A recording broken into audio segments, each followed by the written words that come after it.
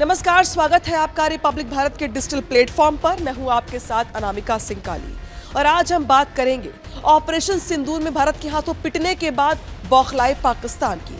Operation सिंदूर में भारत ने पाकिस्तान को जो शिकस्त दी है, जो करारा जवाब दिया, वो पाकिस्तान सदियों तक भूल नहीं पाएगा। ऑपरेशन सिंदूर के जरिए भारतीय सेना ने पाकिस्तान को घुटनों पर ला दिया, एक ऐसा घाव दिया जिसको भरने में पाकिस्तान को बहुत वक्त लग जाएगा। लेकिन पाकिस्तान बौखलाया हुआ है, बिलबिलाया हुआ है, परेशान है और यही वजह है कि दरअसल इस बात की आशंका बढ़ गई है कि अब पाकिस्तान की ओर से जो आतंकी हैं सरपरस्त उसके, वो नेपाल बॉर्डर से भारत में एंट्री कर सकते हैं। यानी कि घुसपैठ को लेकर के यहाँ पे जो तमाम आशंकाएं वो प्रबल हो गई हैं। ऐसे में अब भारतीय सेना की ओर से इंडो नेपाल बॉर्डर पे जो सख्ती है, जो निगरानी है, वो बढ़ा दी गई है।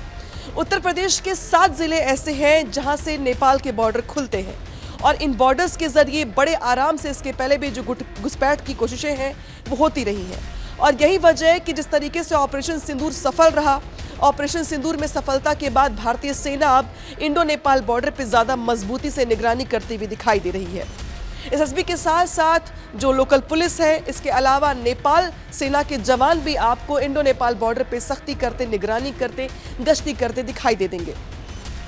उत्तर प्रदेश के 7 जिलों की अगर बात करें हम, तो यहाँ पर पीलीभीत, श्रावस्ती, इसके अलावा लखीमपुर खीरी से लेकर के महाराजगंज और बहराइच समेत 7 जिले ऐसे हैं जहाँ पर जो बॉर्डर पे निगरानी है वो ज़्यादा तेज़ कर दी गई है, सख्त कर दी गई है।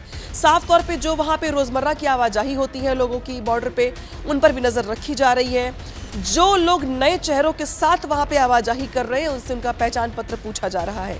दरअसल जिस तरीके से अगर बात की जाए ऑपरेशन सिंदूर की, तो ऑपरेशन सिंदूर के बाद भी पाकिस्तान की ओर से सीज़फायर का उल्लंघन किया जाता रहा।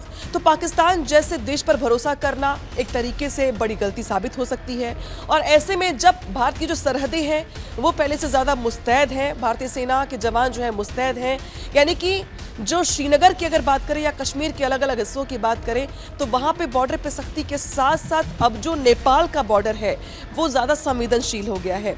हालांकि हमने इसके पहले भी कई बार ये देखा है कि जो बड़े बड़े अपराधी हैं उन्होंने देश से बाहर भागने के लिए या छुपने के लिए नेपाल बॉर्डर का ही सहारा लिया है। और ऐसे में जब ऑपरेशन सिंदूर में पिट चुका है पाकिस्तान, तो पाकिस्तानी परस्त घुसपैठिए और आतंकवादी नेपाल के बॉर्डर से भारत में दाखिल हो सकते हैं और भारत के अंदर आकर के माहौल खराब कर सकते हैं, आतंकवादी घटनाओं को अंजाम दे सकते हैं। ऐसे में नेपाल में कि अगर बॉर्डर की जब हम बात करते हैं, तो नेपाल के बॉर्डर वैसे तो कई राज्यों को लगते हैं, लेकिन यूपी और बिहार इसमें सबसे ज़्यादा अहम हो जाते हैं। और इसमें भी ज़्यादा अहम हो जाता है उत्तर प्रदेश के वो 7 जिले जो ज़्यादा संवेदनशील गिने जाते हैं। हालांकि बीते दिनों हमने देखा था कि उत्तर प्रदेश की योगी सरकार की ओर से यूपी नेपाल बॉर्डर के आसपास के जो इलाके हैं वहाँ पर बुलडोज़र एक्शन चलाया गया, घुसपैठ को नाकाम किया गया, अतिक्रमण को यहाँ पे नाकाम किया गया। लेकिन चूंकि अब बात आतंकवाद की है, आतंकवाद के साथ साथ बात पाकिस्तान परस्त आतंकवादियों के घुसपैठ की है, लिहाजा अब निगरानी जो है वो ज़्यादा बढ़ा दी गई है और रात के वक्त भी यहाँ पे जो पहरा है वो बढ़ा दिया गया है। इसके अलावा बहुत सारे इलाके ऐसे हैं जहाँ पे घनी बस्तियाँ बसी हुई हैं, बॉर्डर के इस तरफ भी और उस तरफ भी।